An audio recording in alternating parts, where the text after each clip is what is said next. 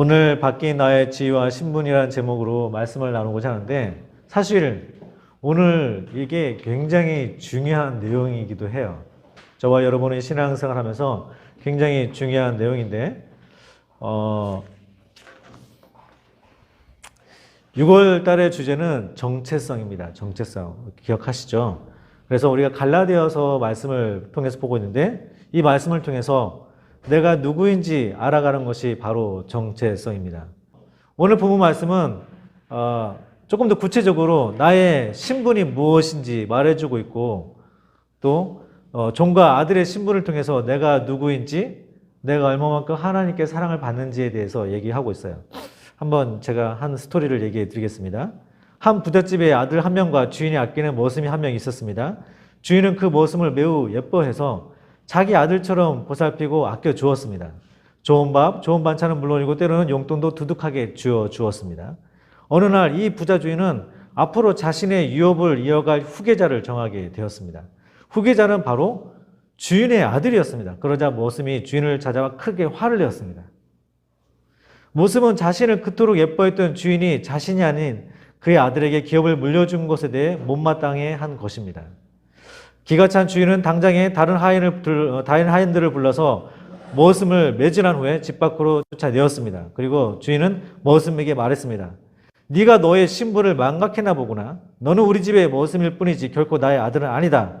주인의 이야기를 들은 머슴은 그제야 자신의 주제넘은 행동을 뉘우치게 되었습니다. 주인이 아무리 종을 예뻐한다고 할지라도 종은 자신의 주인과 상하관계에 놓인 직업적인 관계일 뿐입니다. 그러나 아들은 다릅니다. 아들은 주인의 모든 것을 당당하게 이어받을 수 있고 또 필요한 것을 구할 수 있는 혈통적인 자격이 있는 것입니다. 자, 저와 여러분이 신앙생활을 하면서 어떤 사람은 내가 하나님의 아들인지를 인식하고 당당하게 좋은 관계를 맺는 사람이 있는 반면에 어떤 사람은 하나님의 아들임에도 불구하고 종처럼 사는 사람이 있어요. 또 어떤 사람은 아들이 안 되는데도 불구하고 내가 아들이냐 착각하는 이런 종처럼 사는 사람이 있다는 거예요. 여러분 여기 그 노예 사진 한번 보여주실래요? 저와 여러분은 인생을 살면서 노예라는 것에서 사실 그런 인식이 현실적으로 다가가지 않아요. 옛날에 이제 미국의 그 노예 시대, 아니 아프리카 노예 시대는 그게 아주 현실적이었을 거고, 이 당시 로마에서는 아주 현실적이지만 저와 여러분 너무나 자유롭게 살기 때문에 노예라는 게 그냥 단어일 뿐이지 현실적으로 와닿지 않을 거예요. 근데 우리가 조금만 지경함을 높여보면 가까이에 북한에서 탈북한 특히 여성들이 중국으로 넘어가기면 이렇게 팔리게 되잖아요. 우리가 말할 수 없는 고통을 당하게 된다고요. 자, 그들이 팔리게 되면 그들이 벗어날 수 있는 것은 그 판사한테 가서 이 판 값이 얼마냐, 그리고 가치를 묻고 그것을 지불해야지만이 다시 그 사람이 자유를 찾게 되는 거예요.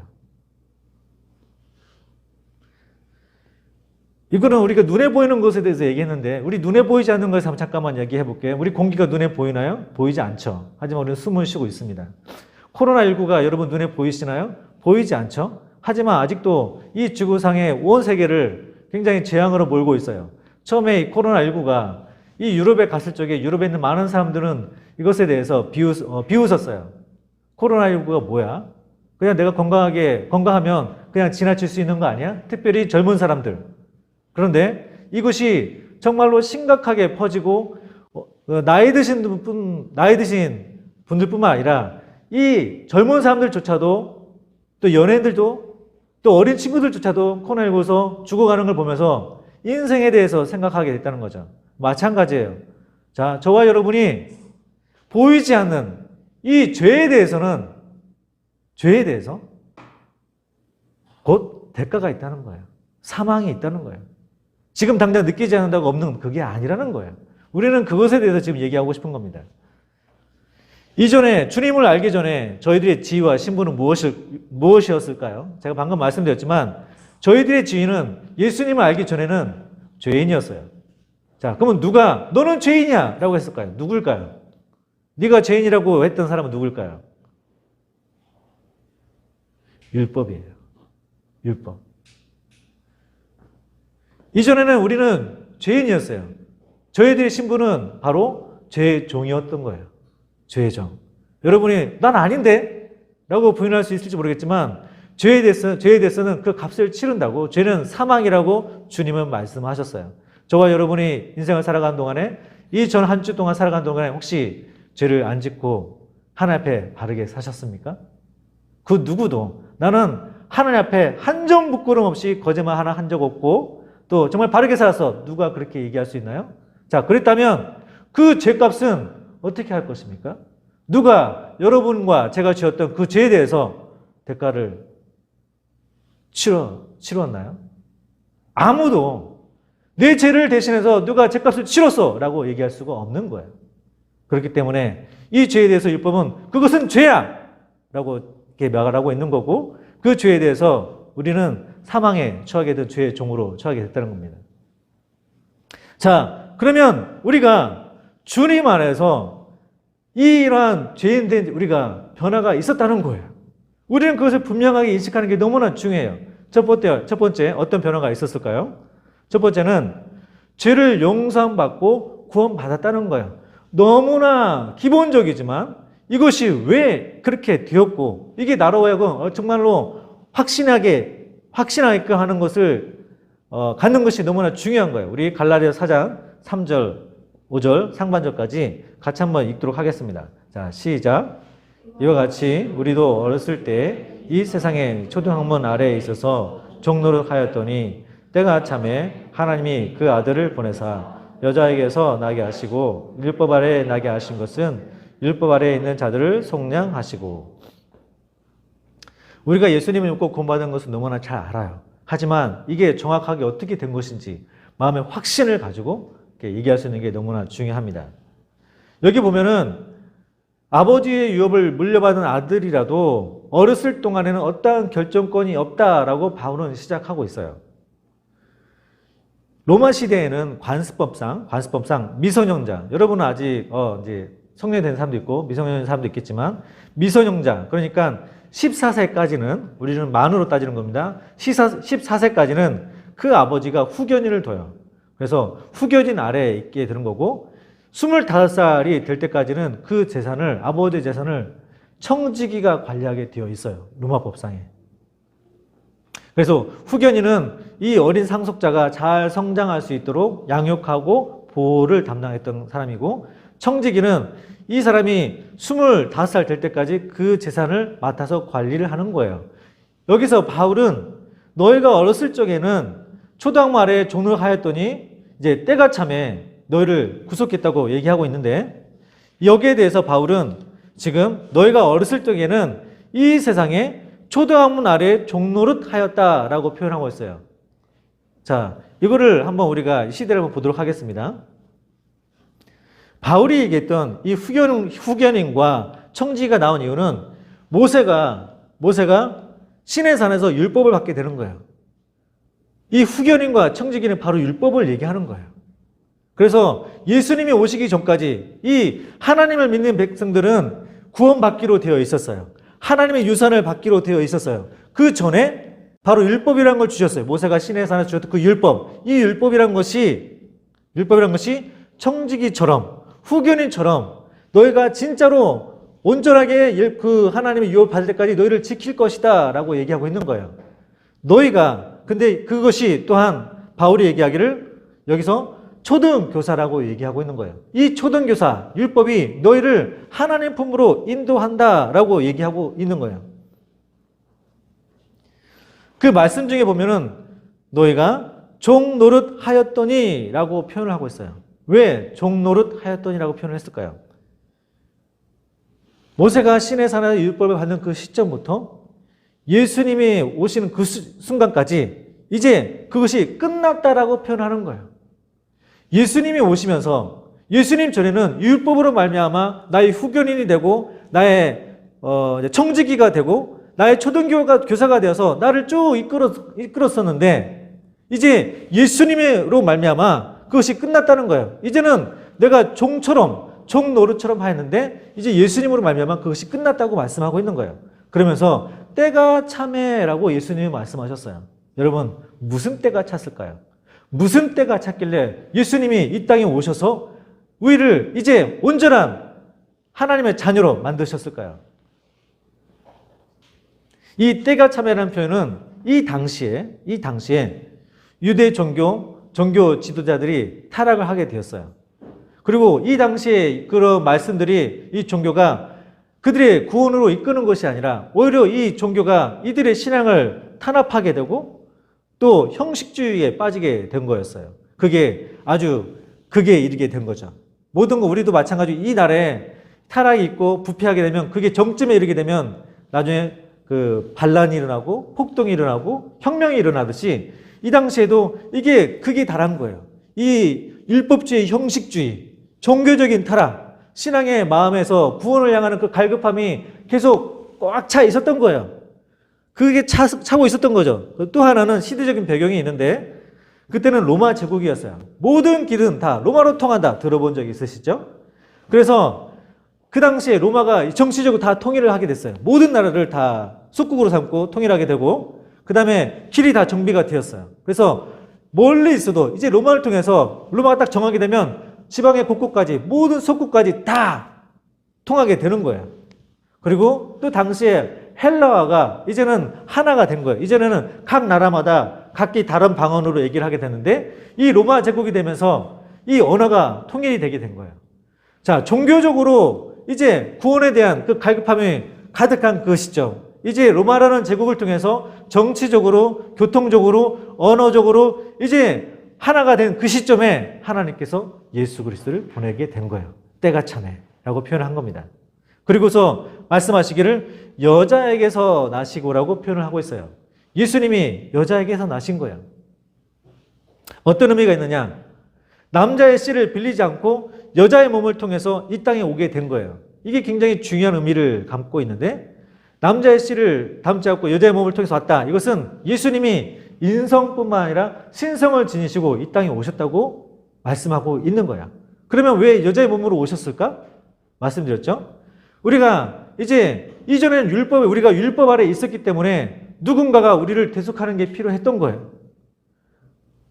탈북해서 그 여성이 사로잡혔을 적에 그 여성을 다시 자유케 하기 위해서는 누군가가 그곳에 가서 대가를 치러야 했던 것처럼 이제 율법 아래 있는 우리들을 대속하기 위해서는 누군가가 여자의 몸으로 태어나야만 했었던 거예요. 예수님이 신성을 가지시면서 인성으로 이 여자의 몸으로 오게 되신 거예요. 왜냐하면 우리와 같이 율법 아래 오셔서 대속하시기 위해서 그렇게 하신 거예요. 그래서 우리의 죄를 위해서 십자가에 달리심으로 율법에서 요구하신 것을 완성하시게 된 겁니다.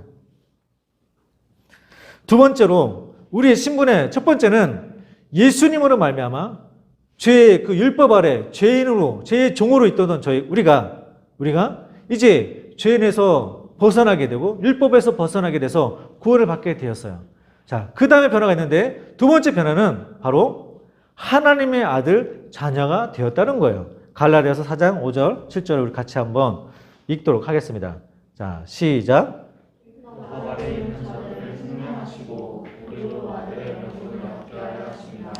너희가 아들임으로 하나님이 그 아들의 영을 우리 마음 가운데 보내사 아빠 아버지라 부르게 하셨느니라.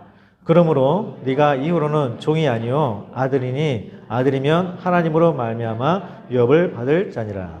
아멘. 우리가 기도를 하다 보면 하나님 주의 종을 이렇게 하는 표현을 좀 많이 쓰기도 해요. 하지만 저와 여러분이 분명히 내가 어떤 신분인지를 아는 게 중요해요. 왜냐하면 우리가 하나님에 대한 신분을 정확하게 알지 않으면 사단마귀는 환경을 통해서 사람을 통해서 여러분을 흔들 거예요. 가치 없는 것처럼 여러분이 그런 위치에 있지 않은 걸로 흔드는 거예요. 자, 한번 보겠습니다. 하나님은 우리를 아들의 특권을 주셨는데 여기 보시면은 아빠 아버지라 부르게 하셨느니라 라고 표현을 하고 있어요. 여기서 아빠라는 것은 아람어에서 유래된 단어예요.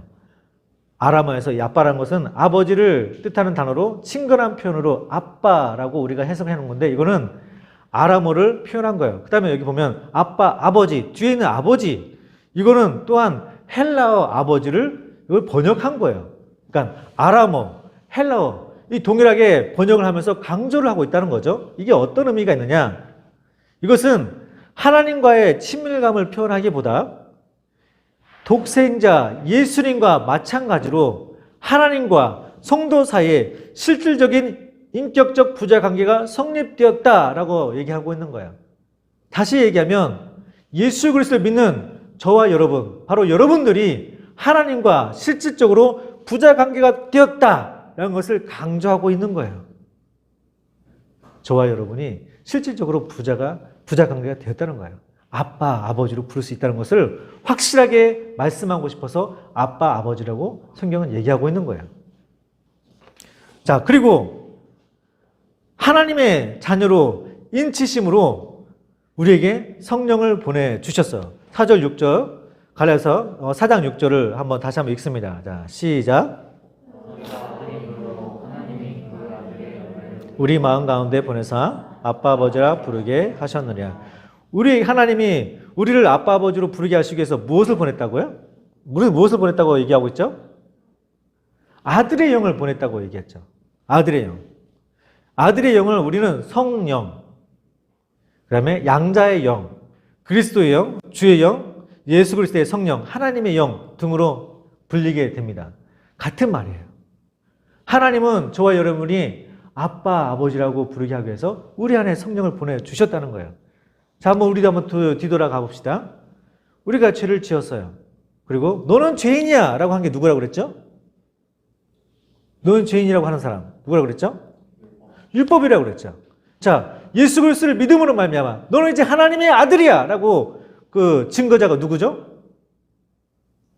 성령이 되는 거예요. 이제는 성령이 하나님께서 성령을 그리스도의 영, 하나님의 영을 우리한테 보내주셔서 자, 이 사람은 우리 안에 거하셔서 이 사람은 하나님의 아들입니다. 당신의 아들입니다. 이 사람은 당신 앞에 아바, 아버지로 부를 수 있는 사람이라고 계속해서 우리 안에 계시고 하나님 앞에 가는 그날까지 증거하는 게 바로 성령이라는 얘기예요. 그래서 우리는 담대하게 하나님 앞에 아빠, 아버지로 부를 수가 있는 거예요. 저와 여러분이 이 시간 기도할 때 하나님 아버지, 아빠, 아버지로 부를 수 있는 것은 우리 안에 성령께서 그렇게 인정하시고 증거하시기 때문인 거예요.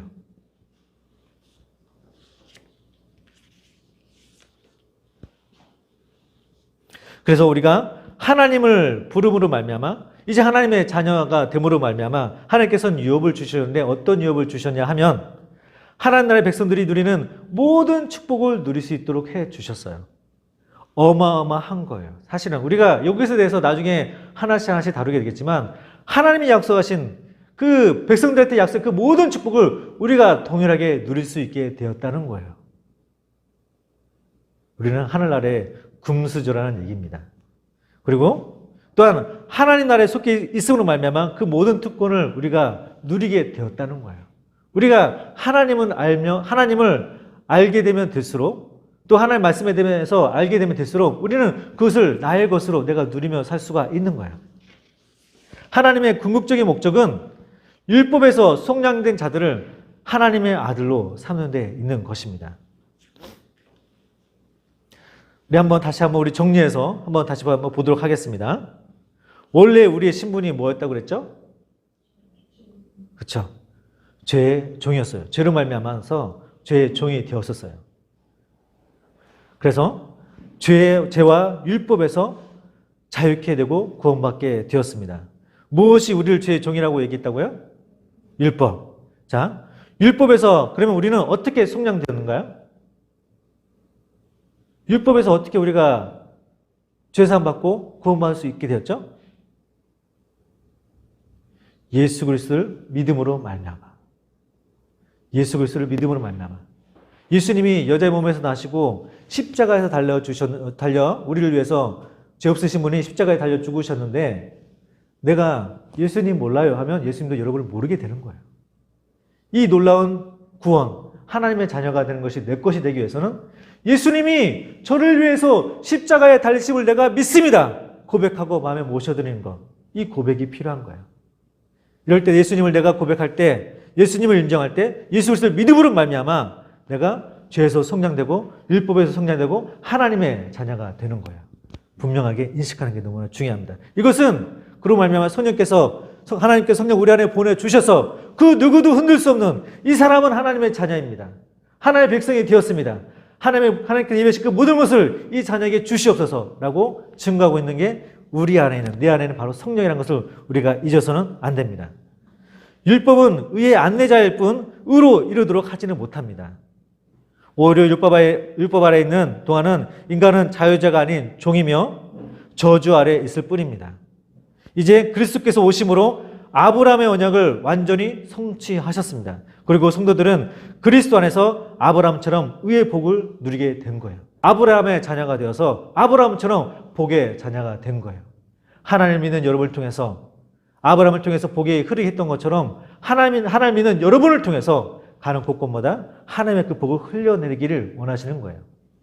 이 시간 저와 여러분이 하나님의 은혜로 말미암아 죄에서 구속받고 하나님의 자녀가 되어서 하나님의 그 복을 흘려내릴 수 있는 주의 자녀가 되기를 예수님의 이름으로 축복합니다.